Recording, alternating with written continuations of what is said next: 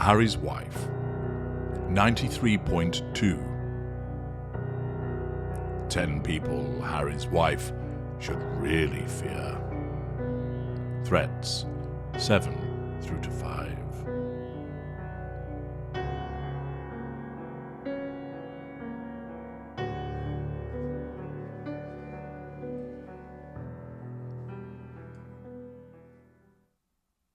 Hello, I'm H.G. Tudor, and welcome back to my continuing series about the 10 people that Harry's wife should really fear. Please ensure that you've listened in order rather than jumping ahead to certain videos. You need to do so to understand the context with each person within the rankings and also, of course, the introductory section to understand how these people have been ranked as they have and why certain people don't appear in the listing.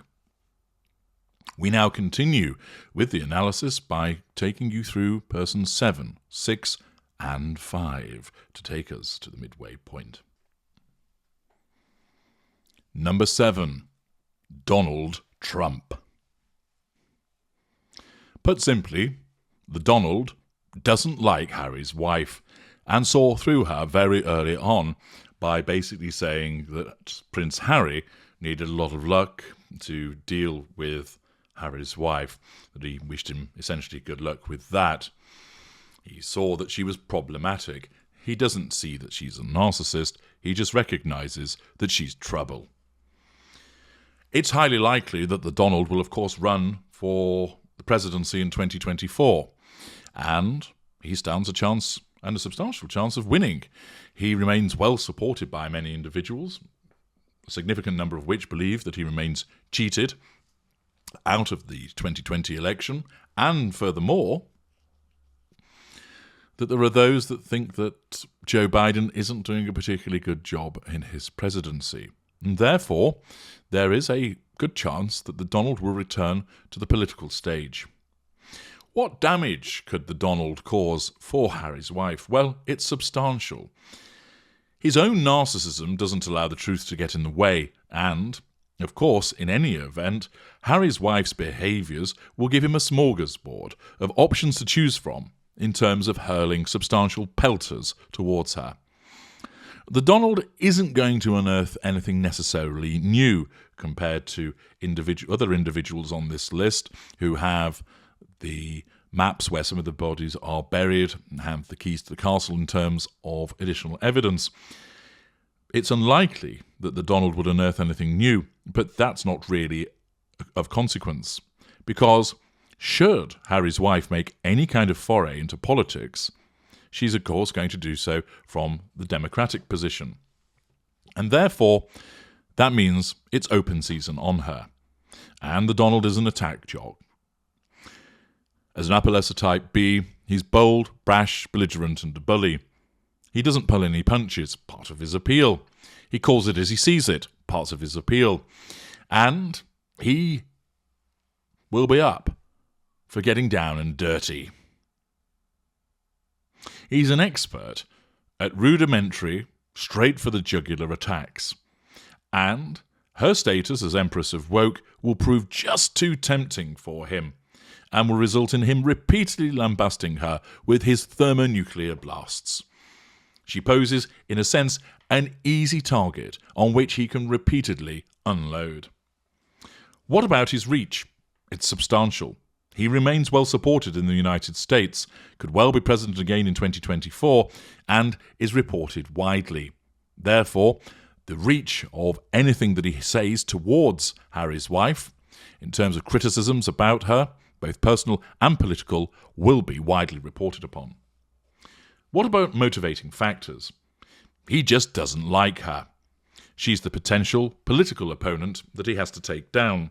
I don't mean in terms of that she will be a presidential candidate, but nevertheless, because of her own need for prominence, she keeps sticking her head above the parapet and therefore would prove a choice for him to attack. She's easy in terms of getting a gain for political capital, and there's plenty of ready-made criticism with regard to her behaviours. Demotivating factors. This is significant. She might not actually end up entering politics. Remember, as we've seen, she is rather inconsistent in terms of following things through, a trait commensurate with her mid-range status. She's an author. No, she's not. Now she's petitioning for parental leave. No, forget about that. Now I'm going to have lunch with the senators. Oh, that didn't seem to happen. Well, actually, here I am as a bananatarian. No, that's on the back seat. Don't worry, I'm a foodie. Oh, that's fallen quiet. Instead, I'm going to be focusing on entertainment. And therefore, although she has, of course, made noises about going into politics, there is a substantial chance it just doesn't happen. And if that's the case, she's not going to come on Donald's radar that often. A demotivating factor, of course, he simply changes his view. Remember, as a narcissist himself, he's prone to black and white thinking, and there is the potential that she suddenly becomes painted white, and therefore he doesn't attack her. It's less likely, but something that could happen. Take, for example, Piers Morgan's behaviour towards Harry's wife. At first, it was all kissy-kissy, lovey-lovey, until such time as she threatened his control and she became painted black. He went from adoring her to then lambasting her, and it can happen in reverse. Those of you that have been involved with our kind will attest to that. It might be that she just doesn't prove to be a useful target any longer, and therefore he loses interest in her. And of course, the Donald will be easily distracted by other people he needs to go after, and of course, putting out fires of his own making, and therefore he could easily be distracted from attacking her.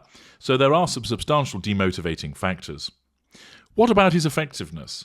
Well, the Democratic side will essentially ignore him or lambast him for his behaviours, feeling it necessary to support one of their own, for the most part. He will be supported by most Republican voters, and therefore people do take notice of him whether they'd like to or not, and therefore he does have high effectiveness. In conclusion, with the Donald, much turns on whether she gets in his sights politically. If she does, she's going to be cannon fodder, and in essence, that would possibly mean that he would move up these rankings, but it's done as at this point in time. But there is a significant chance that, notwithstanding her ambitions, politics evades her, and therefore she doesn't come up so much on the Donald's radar. Taking those factors into account, he's positioned at number 7. Number 6, Tom Bower. Tom Bower is writing an unauthorised biography of Harry's wife, which is due out later this year. What is his damage potential? It is substantial. He's a ruthless investigative journalist who is not a sympathetic character. He's fearless, unsparing, pulls no punches, and operates with meticulous research. He has written unauthorised biographies about Robert Maxwell, Tiny Rowland, Richard Branson, Geoffrey Robinson MP, Conrad Black, and Richard Desmond. He is not somebody who has viewed them in a sympathetic light. Similarly, with regard to his books about Bernie Ecclestone, Simon Fuller, Simon Cowell, Tony Blair, and also Prince Charles, along with Jeremy Corbyn. All of those individuals have not found themselves treated in a sympathetic or glamorous manner by him. For instance, with Robert Maxwell, Maxwell responded to the publication in 1987 of 2 unauthorised biographies of himself with numerous lawsuits, threats of legal action against individual booksellers, and the rapid publication of an authorised biography to try and counter it. Of the 2 unauthorised books, Maxwell, A Portrait of Power by Peter Thompson and Anthony Delano, that was actually withdrawn from sale, and all unsold copies were pulped after Maxwell successfully sued the publishers and authors for libel. The second book, Maxwell, The Outsider by Tom Bower, sold out in hardback, but Maxwell prevented the paperback edition appearing, in part by buying the publishing company which held the paperback rights. Maxwell also fired a libel action against Bower and the hardback publishers Oram Press. Maxwell allowed this action to lapse in 1990, but only after Bower and Oram had submitted a detailed defence of the book. Maxwell also tried to sue Bower in English courts over an article published in America by the magazine The New Republic on the basis that it had 136 British subscribers. Bower also believes that Maxwell tried to break into his house and also went through his phone records and bank statements.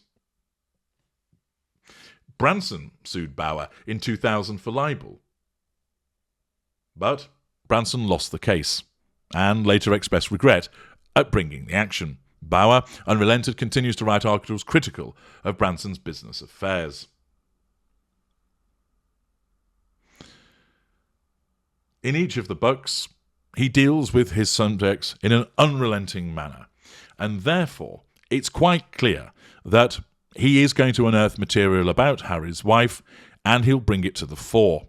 And therefore, given his track record of the books about Corbyn, Cowell, Bernie Ecclestone, and other people that I've just mentioned, it's highly likely that he will be unable to unearth the material that hasn't quite yet come to light or has been hinted at, and therefore the potential for damage is substantial.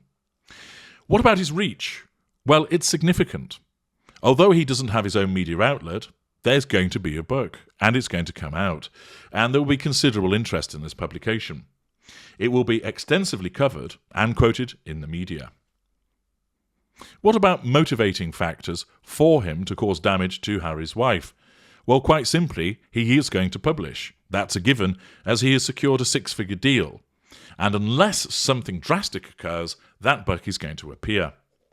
In terms of demotivating factors, potentially the threat of legal action is one, but I don't see that that's going to be any major demotivating factor towards him. His track record demonstrates that he's not frightened of going to the courts, he's not frightened of being sued, and indeed in certain instances he has won. And therefore the litigious nature of Harry's wife may not be sufficient to demotivate publication. What about his effectiveness? Well, notwithstanding the points that I've just made, although that won't demotivate him from publication, it could hamper effectiveness, because Harry's wife is relatively litigious and he's been sued before, and it might be that the publication gets caught up in legal action. Harry's wife, of course, will undoubtedly embark on a counter-campaign utilising PR as a consequence of the allegations that come forth, and that could have varying degrees of success. I anticipate that Bauer will face allegations that some of the facts are just not reliable, because he may well have spoken to sources, and it very much depends upon the extent to which he names names. If he doesn't do so, then the effectiveness is going to be reduced. It also turns on how much dirt exists to be found which hasn't already been aired already, and as we know, there's a lot of dirt that has been aired about Harry's wife, and a lot of stuff that's been hinted at, whether credible or not, and therefore the chances of Bauer stumbling upon something that's never been seen before is slim. What's more likely is that he's going to find information that supports theories or snippets that are already out there. He will publish, and his reputation suggests he has the capacity to cause substantial problems. However, some question marks remain about effectiveness, meaning that he finds himself occupying a middle ranking at number 6. Person number 5, Royal Protection Officer Z. This person isn't being referred to by name for reasons that will be obvious. What about this person's potential to cause damage? Critical. This individual knows where the damning evidence lies, having witnessed it firsthand, and, in other instances, has been able to access information about the relevant behaviours. Harry's wife has considerable reason to worry with regard to the information that this person can lay their hands upon. They've also not only witnessed it firsthand, but they've also obtained corroborative evidence, and this individual effectively holds dynamite. Reach? Poor. They're a citizen with no platform, and therefore they are reliant upon a bigger beast running with the information. The difficulty that this individual has is that as a consequence of their status and considerations linked to the nature of this individual, these collateral considerations may mean that their information isn't actually touched. Motivating factors. It's personal. Personal integrity, that this person has been on the receiving end of some of the behaviour, and their integrity as the office holder that they are, means that they may simply decide that enough is enough with regard to the way that this person has behaved and that they deserve to be exposed, and therefore they are motivated to act in that regard. Demotivating factors. You might think that with information as dynamite as this, that money would be a big motivating factor so that the individual would be in a position to secure some kind of publishing deal, to get a serialization in a newspaper. But actually, the oft-cited motivator of money is inapplicable to this person. Loss of career might be a demotivating factor, but it isn't. Again, this individual doesn't need to maintain their career for income purposes, and does it rather for collateral reasons, other residual reasons which are appropriate, and has alternative arrangements with regard to income. They undertake this role because of what else it provides them. And therefore, the potential loss of career by engaging in the disclosures is not something that would concern them. A major demotivating factor, however, is the risk of counterstrike. This individual, because of the position they hold and the fact that they would be seen to be breaching what could be deemed as confidential information, result in a smear campaign being activated against them. Whilst the material is unfounded, because this individual is of exemplary character, there is the potential for damage by association to occur, and therefore that consideration and all of the entanglement that ensues may well prove to be a significant demotivating factor for this particular individual. What about effectiveness? This individual is credible and of exemplary service and will be listened to and also believed. The problem that they have is that the inevitable smear campaign that would come would go against that. There would be people that it would in effect be a Marmite situation. There would be those that would believe what that individual has to say, viewing them as highly credible and of exemplary service, and there'll be others that will be swayed by the disinformation that will be likely used against this person to say that their information is tainted, comes from a position of bias, and they're in no position to throw stones themselves. In conclusion, they are a clear threat. However, reach issues and the threat of potential counteraction will shackle the incendiary power of this person, placing them at number 5. Join me in part 93.3 as we get closer to who holds the position of number 1 as we go through positions 4, 3 and 2. Remember, like this video, share this video.